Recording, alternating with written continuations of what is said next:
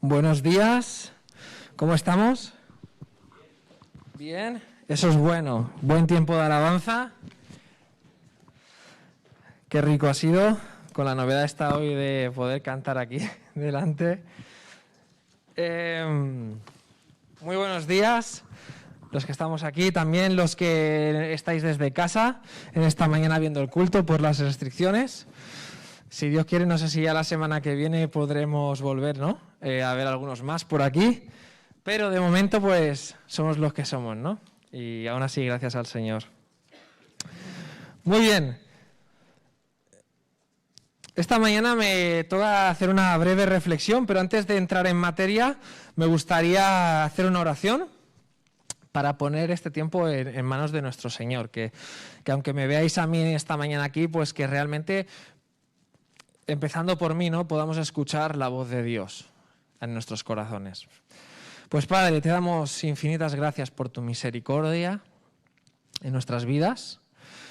Gracias, Señor, porque tú eres nuestra roca y a pesar de que nosotros somos hielo y nos derretimos, estamos sobre ti, Señor, y sabemos que tú permanecerás y que en ti podemos estar seguros. Así que te damos las gracias, Señor, y te pedimos pues que en este momento me utilices a mí para que podamos escuchar tu voz en esta mañana.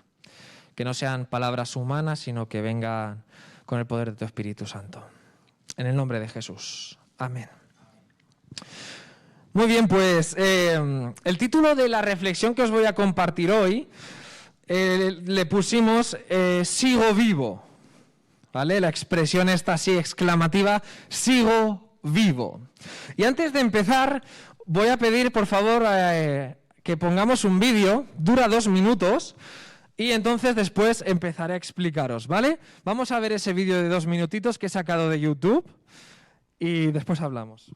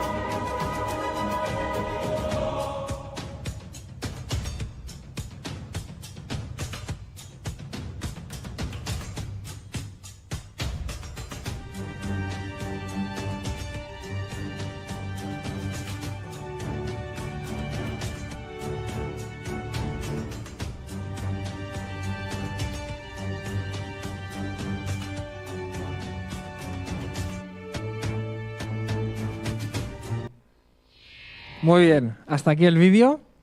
¿Qué? ¿Cómo se os ha quedado el cuerpo? Estáis algunos sudando aquí y todo, ¿eh? Yo me identifico con el de la moto del final, con esa pericia del final que lo clava, ¿no? Perdonad, no sé, a lo mejor tendría que haber avisado de la tensión de las imágenes. De todos los vídeos que he encontrado ha sido el más prudente, aunque no lo parezca. Hay cosas peores, más chungas, que he buscado uno más o menos que acabase todo bien, ¿no? Ahora miréis, Efraín, ¿por qué pones este vídeo, no?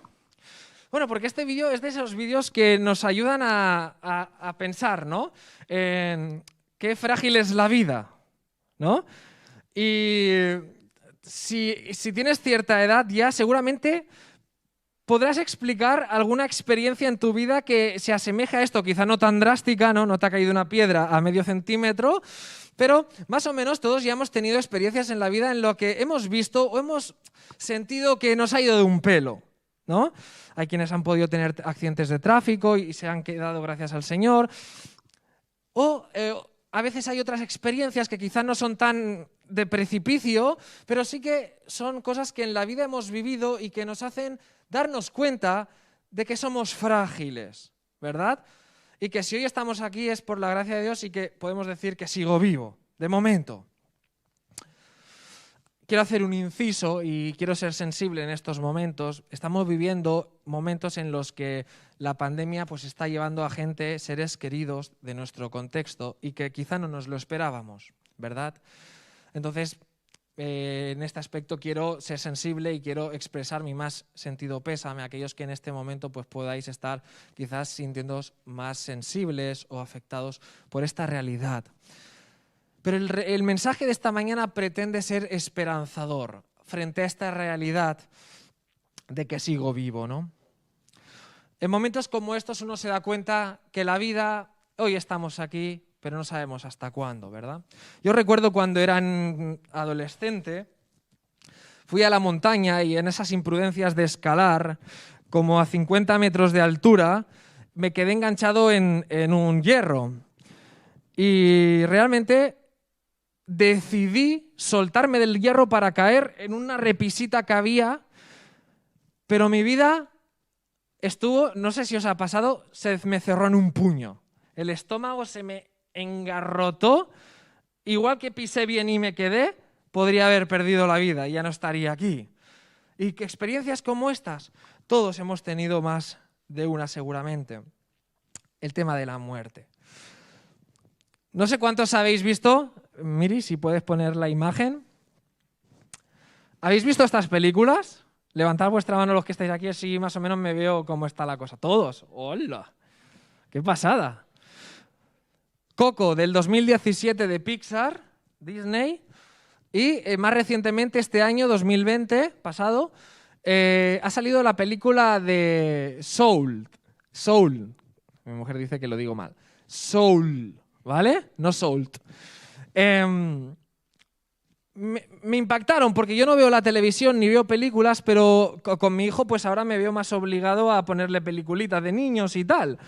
Y me impactó encontrarme estas dos películas en la actualidad que abordan un tema muy sensible, que es el tema de la muerte. Me parece impactante, incluso si te metes en internet y ves las opiniones de estas películas, hay un gran debate si son películas para niños o para adultos. ¿Por qué? Porque abordan la muerte. Entonces, en esta mañana me gustaría responder a la pregunta o hacer unas aclaraciones respecto a ¿por qué podemos afirmar que seguimos vivos los cristianos? Y para ello os voy a decir 3 afirmaciones que los cristianos creemos firmemente, ¿vale? La primera afirmación es que la muerte es un hecho real. Y cuando nosotros vemos imágenes como las del vídeo que hemos visto, nos hacen engarrotarnos porque sabemos que le ha ido de un pelo, ¿no? Es cuando llegan las expresiones estas de por los pelos, me ha ido de un pelo, ¿no? O casi no lo cuento. O la típica expresión de me ha protegido mi ángel de la guarda, ¿no? Todas estas expresiones las oímos cuando nos encontramos en situaciones como estas. ¿Por qué? Porque sabemos que la muerte es un hecho real. Y ahora me diréis, bueno, Efraín, mira, yo no soy evangélico, yo no soy cristiano, pero también te puedo verificar que la muerte es un hecho real. Pues es verdad. Porque no me lo he inventado yo. Porque yo como evangélico cristiano no voy a convenceros en esta mañana de que la muerte es un hecho real. Simplemente lo destaco. La muerte es un hecho real. Es curioso que es de esas grandes verdades que todo el mundo sabe. A lo largo de la historia, independientemente de si eres médico, científico, filosófico, político, todo el mundo sabe que la muerte acontece. Es de esas verdades que nadie discutirá. Otra cosa es el más allá, el que hay después de esta vida, pero la muerte no la cuestiona nadie. Y siendo una verdad tan cierta, tan demostrada, hasta el punto de que desde que se tiene constancia del primer hombre o mujer hasta hoy, todos han muerto. Y todos nosotros sabemos que tarde o temprano, antes o después, vamos a morir. Nadie lo va a negar, ¿verdad? Qué cierto es. Qué certeza tenemos de esta realidad. Ahora, aunque es un hecho real, incuestionable, yo creo que es de esas grandes verdades que todo el mundo oculta, esconde, disfraza, a fin de no reconocerlo. Los cementerios los adornamos, los dejamos con flores, bonitos, los tanatorios con texto con luz, despejado, y no queremos afrontar qué es la muerte. ¿Qué es la muerte? ¿Por qué cuando vemos un vídeo como el que nos hemos puesto sudamos? Permitidme en esta mañana decir que en la Biblia la muerte es la paga del pecado, Romanos 6:23. Si nosotros tenemos miedo a la muerte o nos preocupa la muerte, es porque sabemos que no es buena, que sabemos que hay algo en ella que nos preocupa.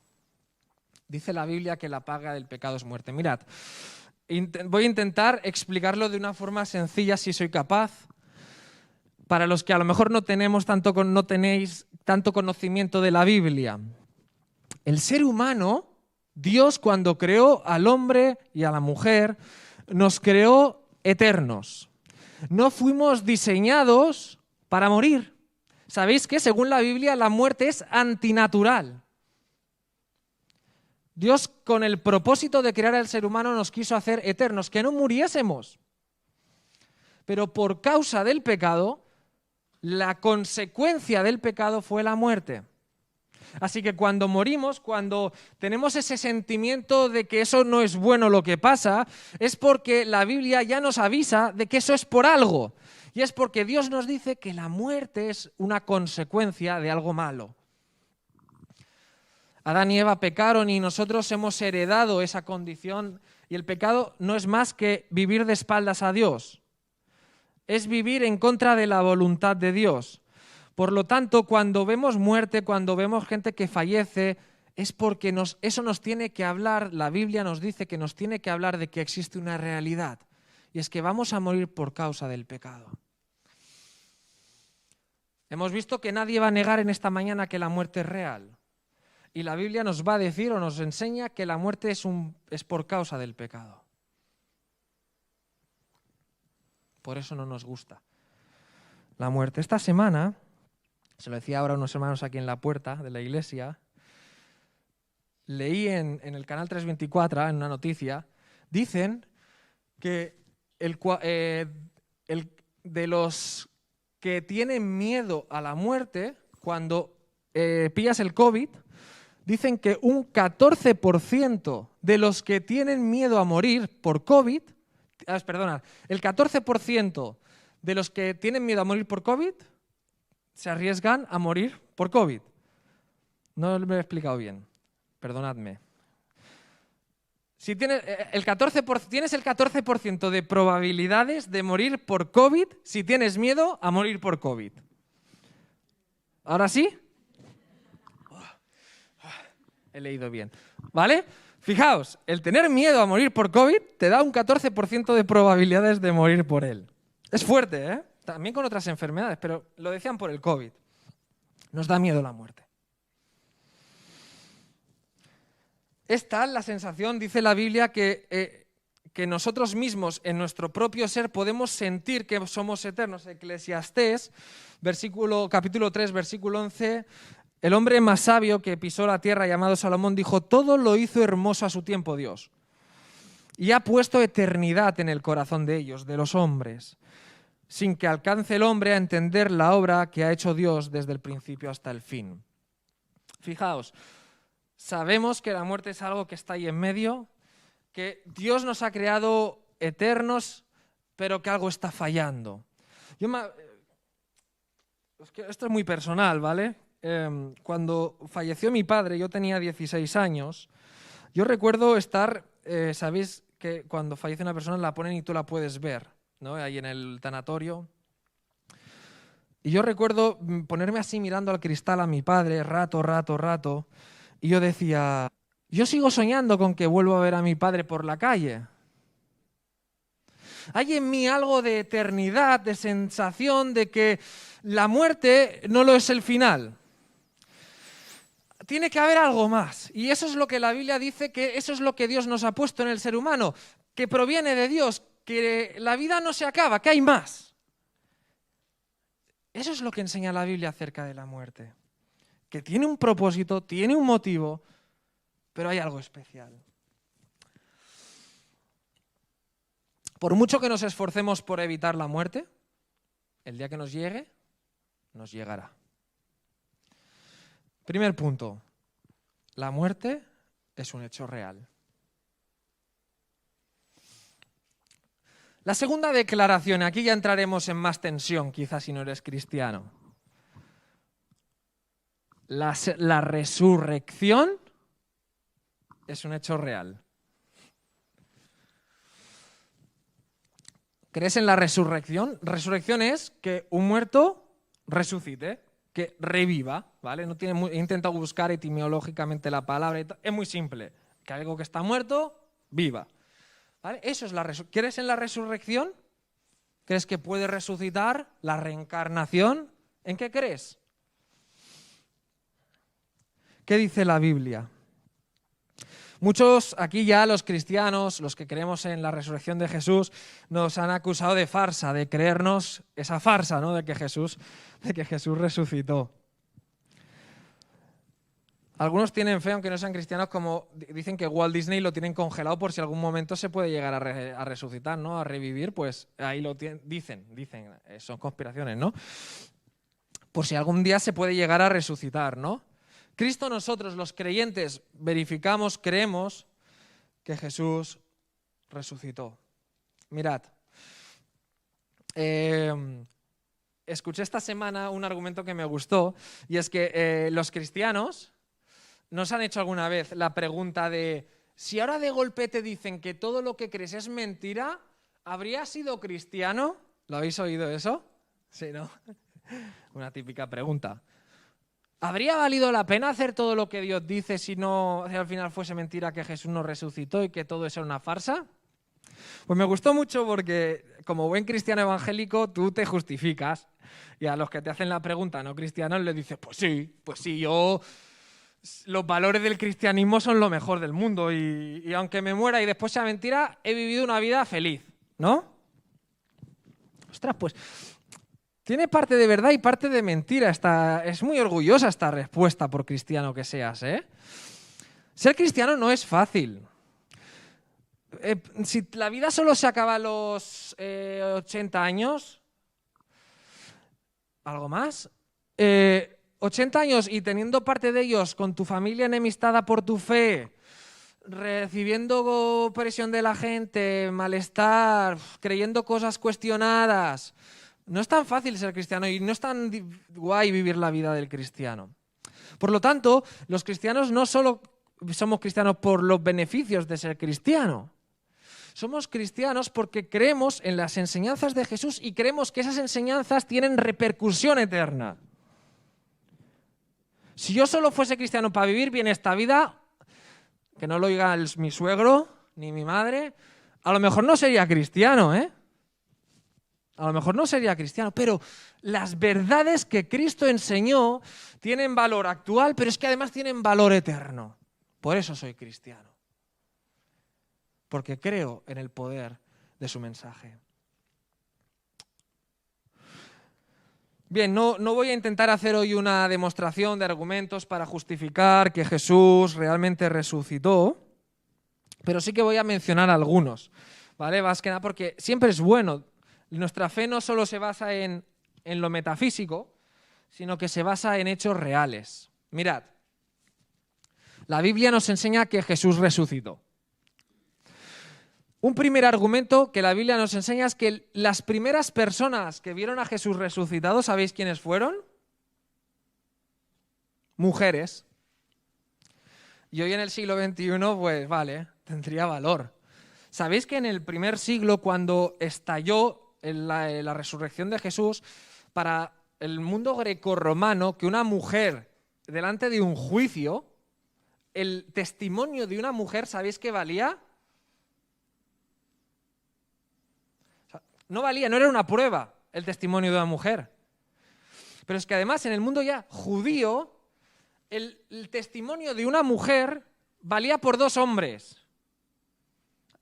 O sea, dos mujeres equivalían al testimonio de un hombre. Así que, qué ignorantes los cristianos que para convencer al mundo entero de que Jesús ha resucitado utilizan a 2 mujeres. Si te vas a inventar una farsa, no utilices a 2 mujeres en el siglo I. Pues el cristianismo fundamentó su fe en la resurrección de Jesús en base al testimonio de 2 mujeres. Interesante detalle, ¿no? Error promocional, no. Porque era tan cierto que no les importó que lo dudasen la sociedad, ni jurídicamente. Pero es que también vemos transformaciones en los primeros cristianos del primer siglo, especialmente Pablo, Santiago. El hermano de Jesús, el hermano físico, hijo de María su madre, era agnóstico totalmente, escéptico, no creía en su hermano, lo dice la Biblia no lo oculta. Cuando Jesús vivía y iba explicando sus enseñanzas en la vida, su hermano Jacobo, Santiago, que es lo mismo, no creía en Jesús. Fue a raíz de que Jesús murió y resucitó que de golpe cambió por completo hasta el punto de que su propio hermano, que en vida le negó, acabó siendo discípulo férreo de su hermano y líder de los primeros cristianos. Aquel que en vida negó a su hermano. Pablo entregó su vida, iba por cristianos y cuando se encontró con Jesús resucitado, se convirtió en todo lo opuesto. Apóstol de su Señor Jesucristo. Así que hay evidencias en personas originales del primer siglo que dejaron testimonios impactantes acerca de la veracidad de la resurrección de Jesús. Otro detalle impactante, y a esto me gustaría matizarlo. El Evangelio, la noticia de que Jesús resucitó se extendió por todo el mundo. Es bien conocido, hasta nuestros días ha llegado. Hay muchas religiones en el mundo y mucha gente muere por causas que cree de verdad, ¿verdad? No somos solo los evangélicos los que morimos por causa del Evangelio. Hay otras religiones que mueren por sus causas. Pero lo que llama la atención de los primeros cristianos que murieron por causa del Evangelio es que ellos no tenían nada que perder. Hay un historiador que se llama Warner Wyatt, lo digo literal, ¿vale? Que dice algo muy interesante. En sus libros, en sus conferencias, dicen que cuando se hace una conspiración, cuando se hace un movimiento que se forma, hay 3 factores motivantes detrás de tal movimiento. O sea, cuando alguien quiere hacer un movimiento, quiere conseguir normalmente 3 cosas. Una es poder, codicia y lujuria. ¿Vale? Esos son los motivos motivantes que a alguien le hacen promover un movimiento, cueste lo que cueste. Los primeros cristianos poder no querían, porque sus enseñanzas, el maestro les enseñó que viviesen con lo básico, que no aspirasen a ser ricos ni a codiciar nada, porque tenían que ser humildes. Su propio maestro murió en humildad. No aspiraban a ningún poder. He de matizar que la Iglesia con los años se ha ido corrompiendo. Y tristemente, cuando la hemos utilizado a la Iglesia y a la Biblia, hemos convertido en poder, en codicia y en lujuria. Pero es causa nuestra, no del mensaje de Jesús. Así que vemos que los primeros cristianos no quisieron poder, murieron por defender la convicción de que Jesús había resucitado, no aspiraron a codiciar nada porque no era su mensaje. Y lujuria, y llegamos a ver cómo incluso hasta Pablo recomienda no casarse y evitar las pasiones sexuales y todo eso. Entonces, nada de esos tres principios motivacionales promovieron que el cristianismo buscase eso originalmente. Hay muchos más motivos, no os voy a dar más, solo voy a dar 2 detalles, ¿vale? La proactividad enemiga, y es que en la resurrección de Jesús, desde el primer momento estaban alertados. El mismo Señor Jesús, antes de morir, Él ya avisó que iba a resucitar al tercer día. Es más, lo sabían las autoridades, los judíos, estaban preparadísimos para que eso no se pudiese cumplir. Pusieron una guardia protectora de la tumba, se aseguraron que Jesús muriese hasta el final. Pero después tuvieron que hacer un bulo, una mentira para decir que habían robado el cuerpo de Jesús. No fueron capaces ni de proteger aquel cuerpo de aquella víctima que decía que iba a resucitar. Y lo que se encontraron era con centenares de personas publicando que habían tenido un encuentro personal con el Cristo resucitado y que estaban llevando el movimiento a todo el mundo.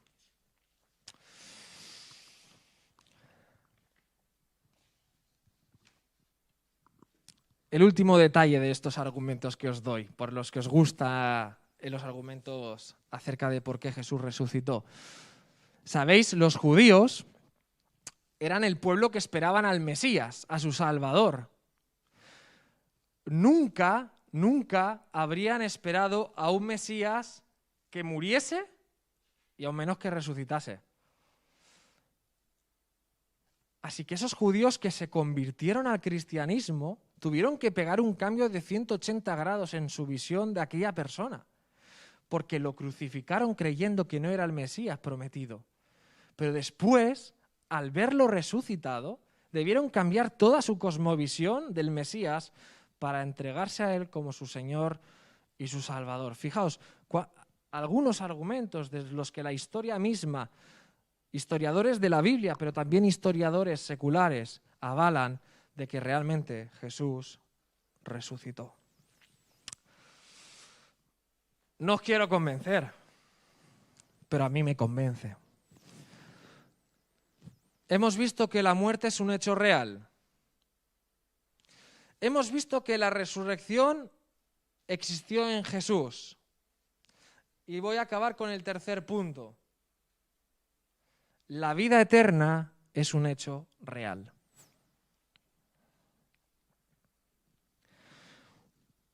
Algo que me impacta de los relatos de la Biblia, sabéis que lo más famoso es que Jesús resucitó, es lo más conocido, ¿verdad? ¿Sabéis qué pasó cuando Jesús murió en la cruz? Os hago un poco de escena, ¿vale? Jesús está muerto en la cruz, crucificado. Y se despide, dice, y digamos que da el último aliento de vida, muere.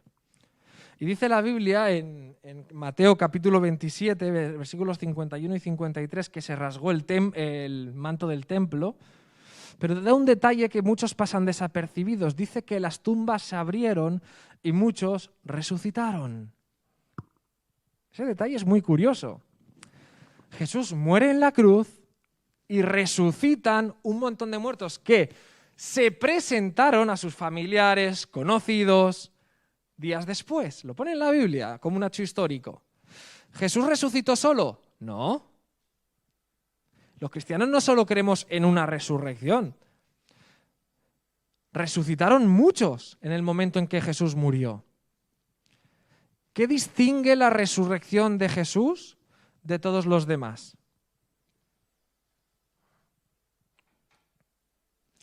Pues que Jesús resucitó para no morir más.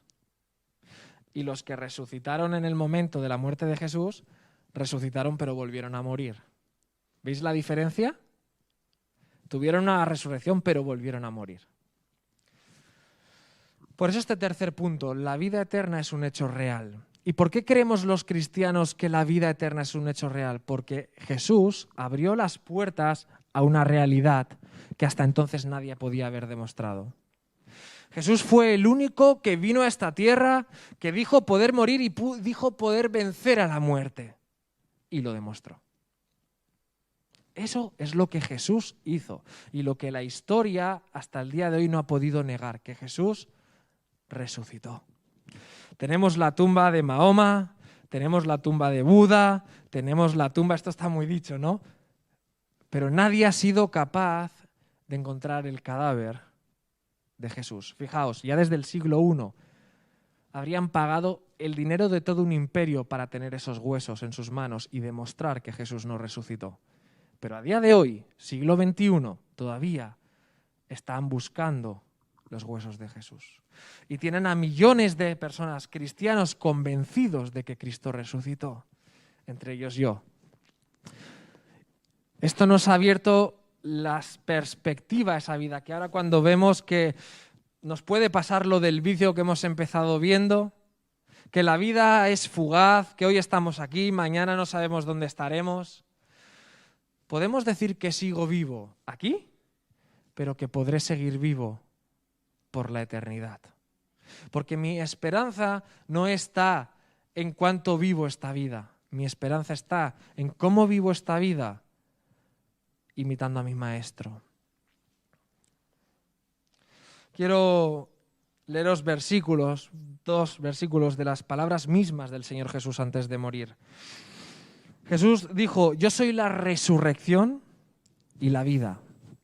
Fijaos, el que cree en mí, aunque esté muerto, vivirá. Y todo el que vive y cree en mí, no morirá eternamente. ¿Crees esto? Eso es lo que Jesús preguntó a sus discípulos antes de morir.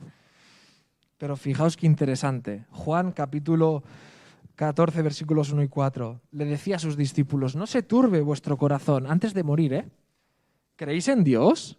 Creed también en mí. En la casa de mi Padre muchas moradas hay. Si así no fuera, yo no os lo hubiera dicho. Voy pues a preparar lugar para vosotros. Y si me fuera y os prepararé el lugar, vendré otra vez. Y os tomaré a mí mismo, para que donde yo estoy, vosotros también estéis. Y sabéis que donde yo voy, y sabéis a dónde voy, y sabéis el camino. Jesús vino, resucitó, se quedó durante más de 40 días presentándose a personas que dieron la vida por esa realidad sin ganar nada a cambio, perdieron familias por su fe en ese hecho, y tenemos las palabras, las promesas del Señor Jesús, que igual que se fue, vendrá a buscarnos. Igual que tuvo poder para resucitar su vida, tiene poder para restaurar y salvar nuestras vidas, para llevarnos por la eternidad donde Él está. Voy a ir concluyendo con unas palabras que esta semana me han impactado. Yo no sé en esta mañana cuál es tu corazón. Yo no sé qué piensas de la muerte, qué esperanza tienes en el más allá, en esta vida, si le tienes miedo o no a la muerte. Pero me gustaría transmitirte unas palabras que Josué, un siervo de Dios, hace muchos siglos atrás, al verse ya mayor, de edad avanzada, dio un consejo a su pueblo, a su gente, ya viendo el final. Y os quiero leer sus palabras. Josué, capítulo 23, versículo 14. Despidiéndose del pueblo, Josué dice, he aquí que yo ya estoy para entrar hoy por el camino de toda la tierra. Y he buscado otras traducciones. La Nueva Versión Internacional dice, por el camino que todo mortal transita. O en catalán, una expresión muy bonita, al camí que tothom fa. Así se despide Josué de su pueblo, dice, reconoced pues, con todo vuestro corazón y con toda vuestra alma, que no ha faltado una palabra de todas las buenas palabras que Jehová vuestro Dios había dicho de vosotros. Todas os han acontecido. No ha faltado ninguna de ellas. A punto de morir, Josué le dice esto al pueblo. Me gustaría invitarte en esta mañana, y me invito a mí primero, que tengamos esa confianza en la resurrección de Jesús. Él no falló. Él vino a la tierra, Él vino a salvarnos, Él vino a entregar su vida en sustitución de nuestra condición pecaminosa. Dijo que lo iba a hacer y lo hizo. Murió, sufrió el castigo, pero también resucitó con poder. Lo demostró y sigue demostrándolo hoy, resucitando nuestros corazones, que muchas veces viven de espaldas y cegados a esa realidad. Yo te invito a que creas que Dios tiene poder para hacerlo y que quiere hacerlo en tu vida. Que confíes en sus palabras, que Él ha cumplido ya en la historia y que sigue cumpliendo y que cumplirá. Y que ese Jesús resucitado sea tu Salvador y a su vez mi Salvador. Os invito a que ahí donde estés medites. Yo te invito a cerrar los ojos y que podamos dirigirnos a Dios personalmente en esta mañana para concluir este tiempo. Padre, somos incrédulos. Como Tomás, a veces necesitamos ver cosas fehacientes, ¿no? Parece que si no somos del primer siglo y que lo pudimos ver en persona, pues ya no tenemos la responsabilidad de creer que eso aconteció. Pero qué ingenuos, ¿no, Señor? A veces somos. Seguramente si estuviésemos en el siglo I, tendríamos menos motivos para creer que ahora. Quizá ahora es más fácil creer en la resurrección con los medicamentos, con los avances tecnológicos. Pero, Señor, tenemos el testimonio de tanta gente que creyó en ti, que verificó que realmente resucitaste y que cumpliste con el proyecto que tenías, que era salvarnos. Que, Señor, negarlo hoy en día también es a veces peligroso, ¿no? Señor, ayúdanos a preparar nuestros corazones para que podamos decir que seguimos vivos. Pero no solo aquí, sino por la eternidad. Que vamos a estar contigo por la eternidad porque tú tienes poder para salvarnos y que la muerte ya no solo sea el final, solo sea el trámite a la eternidad contigo. Creemos, Señor, en ese paso. Creemos en ti. Abre nuestros corazones. En el nombre de Jesús. Amén.